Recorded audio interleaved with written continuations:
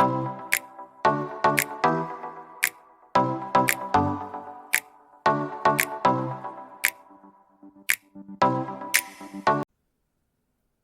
everyone and welcome to another episode of FPL Fan Zone. My name's Nick and in today's episode we're going to get my Game Week 2 reactions. Spoiler alert, I didn't have Haaland, Palmer or Son, so it was a tough week for me. But we'll look back at my last minute change, why I made that decision, was it the right decision to make? And also look forward at my watch list of players that I'm keeping an eye on for the upcoming game weeks. If you like this video, please don't forget to click subscribe. If you're new to the channel, click the like button and click the notification bell to get updates on future videos coming out. Without further ado, let's get started. So here's my team for Game Week 2. And overall, I feel like I got away with it a little bit here. 61 points, a big red arrow down 2.2 million places. But after the 3 o'clock games on Saturday, I was 4.5 million down, so I did claw back 2 million places by the games on Sunday. So overall, not total despair, but it was terrible watching Haaland get a hat-trick and well done to those that triple captained him. So first up I have Flecken in goal, 3 points, again another save point this week, no clean sheet so far, but getting save points, so okay with Flecken as that. Really happy to see Arsenal keep another clean sheet against Aston Villa. Wasn't expecting clean sheets there, but 2 6-pointers from Saliba and from Gabriel. Gabriel did get a yellow card, but he got the bonus point, so that covered that there as well. Gvardiol was a little bit disappointing, was really hoping for a clean sheet there at Man City, at home to Ipswich, but they conceded first. Gvardiol nearly had an assist before they'd conceded, so it could have been very different. He could have been on a 9-pointer, but yes, 2 points there for Gvardiol. Moving into the midfield, Saka gets another assist, 6 points. A really good result for Arsenal to win 2-0 away to Aston Villa after having lost to them twice last season. So it felt like a good result for the team. Saka, getting points again, getting involved in the goals. Salah really came out clutch for me this week, 10 points, but as my captain, 20 points. So across the 2 game weeks, Salah and Haaland both have the same number of points, of 24. So over the 2 weeks, it feels like it was a good decision, bearing in mind he's $2.5 million cheaper. Gordon broke his away day curse, 10 points there for Newcastle. Really happy with that as a result. Eze, flattering to deceive again, hits the crossbar with a wonderful shot against West Ham, but again walks away with a blank and only 2 points and no clean sheet. So one to watch there because he's looked like he could have scored in both games and got points, but at the moment he's just missing hitting the post. So one to keep an eye on for me moving forward. And then my front line of Isak, Mateta and Muniz all got 2 points each. Mateta was a last minute change. I was worried that Solanke's price was going to drop, so I, just before the deadline, made that transfer in a bit of a panic, and it didn't cost me any points because Bailey would have come on for Solanke anyway, and he got 2 points. So it didn't make any difference, but it did use up a transfer. And subsequently, Solanke's price didn't drop, so I just used a transfer there without really giving myself enough time to think about it. And I'll talk a little bit about that on the page here. And then on the bench, I've got Valdemarson, who's obviously back up for Flecken, so no points. Bailey, 2 points. Again, looked very attacking, but no returns, very much like Eze. Then Harwood-Bellis with 2 points and Johnson with 3 points. So overall, 61 points. If I get 60 points in a week or more, I'm always happy with that as a result. Obviously, there were some really big scores with the triple captain Haalanders. But right now, 2.8 million, not ideal, but certainly a place that I can start. It's only game week 2. There's a long way to go. But let me know, guys, in the comments below, how did your team do? Did you have Haaland? Did you captain him? Did you triple captain him? Let me know what you thought and what you think on my team in the comments below.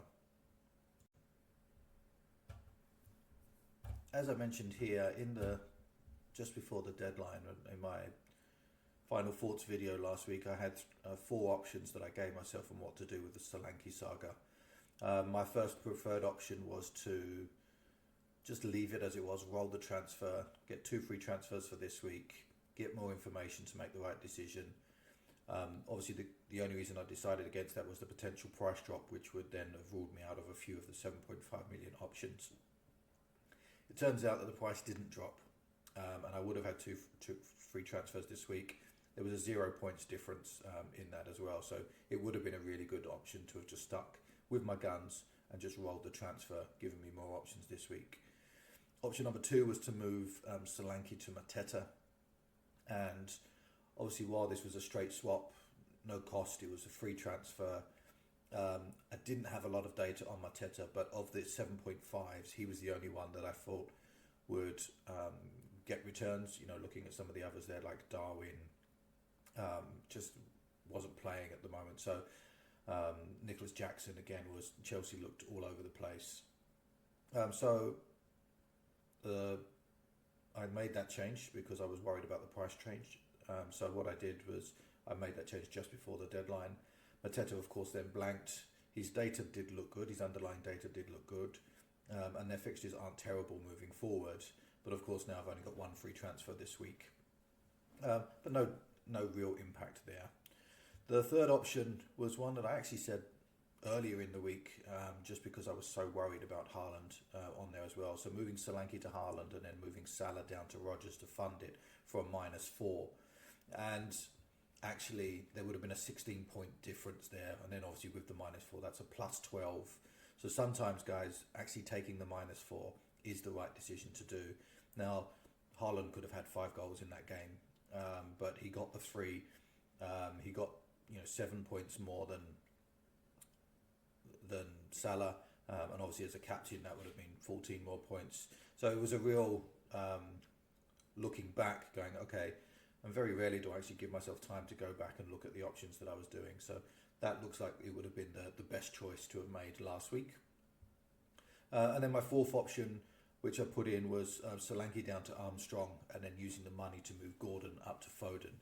Now, this would have been a terrible decision because Foden played 0 minutes, so not entirely sure why he's not back in the team just yet. Armstrong came on, he got 1 point, so again wouldn't have been a win for me because Bailey would have got 2 points off the bench in my original draft. So that actually overall with the -4 would have been -13 points because Gordon of course went on to score 10 points as well. So really glad that I didn't choose option 4. And of course, if you do have a look, I picked option 2, which overall didn't cost me anything. It just cost me 1 transfer, which was free. I've got a solid team now, and hopefully Mateta can get me some results moving forward.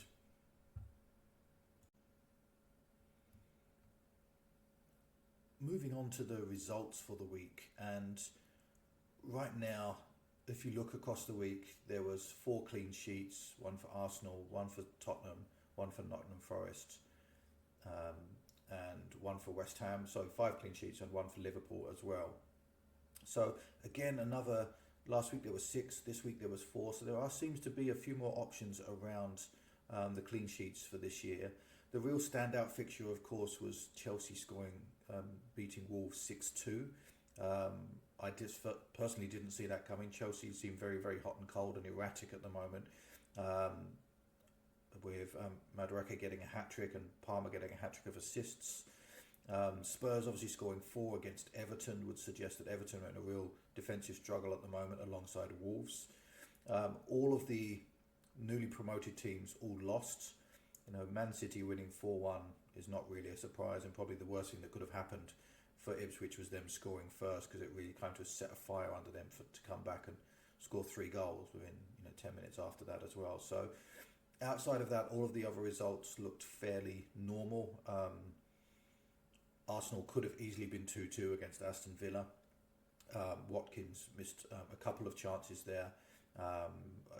fluffed his lines on his first shot, and then a header straight back after David Raya had missed one bouncing off the crossbar. So that could have been a slightly different result there, but again, Arsenal's defence has held out, which is great for me, obviously having two of them in my team. But overall, thought process is Man United are still not looking solid. Brighton are looking very good going forward.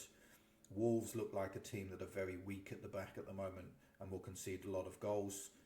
Chelsea, I don't know which Chelsea's going to turn up, so still an avoid for me until there's a little bit more settling down. And then Everton being a bit of a concern. The last one as well, just as a point to note, is that Crystal Palace have decimated their backline. It looks like Gahey's looking to leave as well. So they're conceding goals at the moment. And while Eze looks like he's getting opportunities to score, it does look like their defence might be a little bit weaker.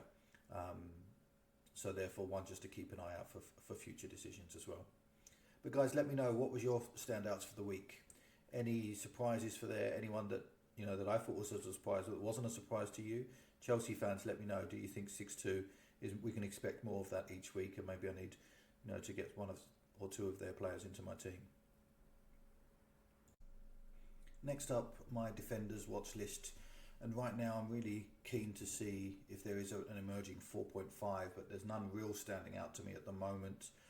So on my watch list, I've still got Trent Alexander-Arnold. He's again looking very, very attacking, has lots of opportunities to get assists, and they kept the clean sheet as well this week. Same with Robertson, but Robertson's only 5% owned as compared to Alexander-Arnold being 30% owned, so a real differential there. Did have a good assist threat this week. And while Man United are still looking a little bit weak at the back, the next two after that of Nottingham Forest and Bournemouth, that Liverpool defence is certainly one that I am considering over the next couple of games. But right now there's no urgent need for me to move. Obviously with two Arsenal and one Man City defender, I feel like I'm in a strong position there. But that would feel like a bit more of a luxury move. Pedro Porro, obviously Tottenham has a tough couple of games with Newcastle away, Arsenal at home, before Brentford away. His expected goal involvement has dropped significantly to 0.28, but again, just that attacking threat.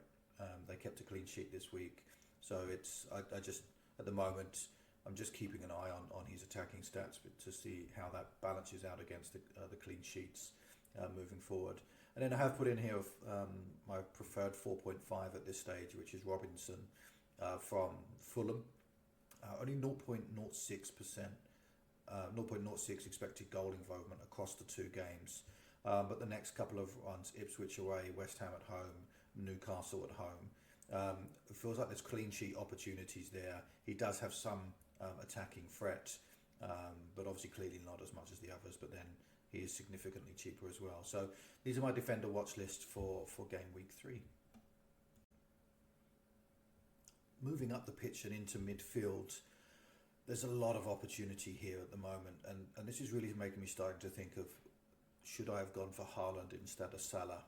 And my reasoning behind that is that there are lots of options to cover Salah's points in midfield, whereas up front there aren't many options at the moment that are scoring points that will cover Haaland. So that's my thought process at the moment. Obviously the price gap still makes the big issue, but looking at my midfielders watch list, I have you'll notice here that most of these have gone up in price. So Mitoma has gone up 0.1 to 6.6 million. Again, still at a 0.81 expected goal involvement across the two games. Brighton looking very, very good going forward. Now, would I move him in this week away to Arsenal? Probably not, because their defence looks really good. But after that, you've got Ipswich and Nottingham Forest, so there's a couple of good fixtures for Mitoma. Then I've got Diogo Jota here at 0.99%, 0.99 expected goal involvements. Again, looking very, very attacking. Had big chances created there. Has missed a couple of big chances over the two games, but is getting involved in the goals. With Man United away, Nottingham Forest at home, and then Bournemouth at home, there's still a good run of fixtures there for Liverpool. And Luis Diaz is again at 7.5 is another good option with a couple of goals at the weekend. So goal involvements at the weekend. So Next up for me is Kevin De Bruyne. Now, I was very, very hot on Foden, but waiting for him to get his minutes. He's got 0 minutes last week. So De Bruyne at 9.6. Again, he's gone up zero point 0.1 since the start of the season. But a 0.93 expected goal involvement across 2 games. West Ham away, Brentford at home, and then Arsenal in game week 5. So a good couple of fixtures. Haaland looks on fire. De Bruyne looks back to his old self in terms of creating opportunities and taking shots as well, which I didn't see a lot of him doing previously. So I think he's a real one to watch for me in that midfield spot. And then last on my list here, what I've done here is I've pulled someone out that is traditionally not someone that I would look at. 5.0 million. So maybe it's just price. Maybe it's the fact that I saw him more as a defensive midfielder. But across 2 games, he's got a 0.79 expected goal involvement. He's been in and amongst it. Looks really, really attacking at the moment. And I don't know, obviously, with the new manager, whether that's just given him a new lease of life. But right now, he looks like a man in form. And that's Souček of West Ham. Now, he does have Man City at home this week. So probably wouldn't bring him in this week. But looking after that, you've got Fulham away and then Chelsea at home. And there is, of course, an opportunity for him to get attacking returns in that as well. So a real left field punt here, very, very lonely owned. So just an opportunity there. But the data is saying that he should be in and amongst the goals and assists. So one for me to keep an eye out moving forward. And lastly, just up front, Haaland, absolutely, he looks phenomenal. There was never any doubt in my mind that he's phenomenal, but he's looking really sharp. He's had obviously some good fixtures. He's got a couple of good fixtures coming up with West Ham away, Brentford at home, and then a tougher fixture with Arsenal at home as well. But expecting goal involvement of only 1.06 across the 2 games. Now, bearing in mind, with that goal involvement of 1, he's actually got 4 returns already. So he's overperforming his numbers, which he does naturally, but to be 4 times over his numbers would suggest that that will drop back a little bit. But again, there is no one else at the moment who is at his level, which is why his price point is where it is in the forward positions. Next up on my list, I have Havertz. And while he was a little bit quieter this week against Aston Villa, there were still opportunities there. That connection between him and Saka looks really, really good. Still a 0.37 expected goal involvement across the 2 games, but as already has a goal and assist to his name, is very much the central focal point there in the middle of that box. But the games are getting a little bit tougher over the next 3, so nice one this week with Brighton at home, but then away to Tottenham and away to Man City. And while I think there are opportunities there against that Tottenham defence, the Man City one obviously looks a little bit more of a tougher fixture there as well. So we'd probably just stay on Havertz at the moment, but certainly one I'm looking at because all of my strike force have all blanked all season so far. And then again, just taking away price bias, and I do have price bias. Danny Welbeck, 5.6 million, gone up 0.1 already, 0.73 expected goal involvements, has scored goals in both weeks. Now, does have Arsenal away this week, but after that Ipswich at home and then Nottingham Forest at home, so a couple of nice fixtures. It could be a really good shout from game week 4 onwards. I've just got to remember to go, okay, take away the price point. His numbers look really good. Below that, he's on form, and maybe it's just the right time to be on him at the moment. So that's my forwards going forward. But guys, let me know, have I missed anyone? Any defenders, any midfielders, any forwards that you're looking at that you want me to look at the data for? Let me know in the comments below and I'll give you some feedback on anyone that you put forward. Once again, everyone, I just want to say a big thank you for watching FPL Fan Zone. Your support really means a lot to me as I'm starting out on this journey. Please don't forget to click like, subscribe and that notification button if you've got this far into the video. Leave any comments, anything that I've missed out. How did your team do this week? Did you have Haaland? Did you triple captain him? Let me know in the comments below. and I will keep you updated. Look forward to seeing you in the next video.